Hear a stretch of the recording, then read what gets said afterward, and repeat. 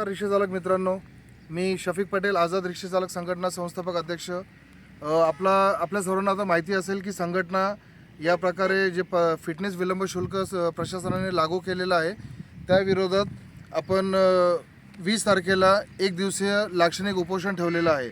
आणि या प्रकारे आपण प्रत्येक रिक्षावर अशा प्रकारचा बॅनर लावून आपण प्रशासनाचा निषेध विरोध पण करत आहोत आणि त्यांना दाखवून देत आहोत। आपल्याला विनंती आहे की 20 तारखेला जिल्हाधिकारी कार्यालय येथे आपण सर्वांनी जास्तीत जास्त संख्येने उपस्थित राहायचं आहे। 20 तारीख एक दिवसीय लाक्षणिक उपोषण फिटनेस विलंब शुल्क अंमलबजावणीच्या विरोधात हे आंदोलन आहे।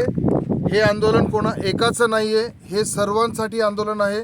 तर मी सर्वांना विनंती करतो, सर्व रिक्षा संघटनेच्या पदाधिकाऱ्यांना, माननीय संस्थापक अध्यक्ष साहेबांना, संघटनेच्या सर्व अध्यक्षांना व सर्व पदाधिकाऱ्यांना मी याद्वारे आवाहन करतोय की आपण या आंदोलनामध्ये आपली उपस्थिती दाखवा आणि आपण एकजूट व्हा।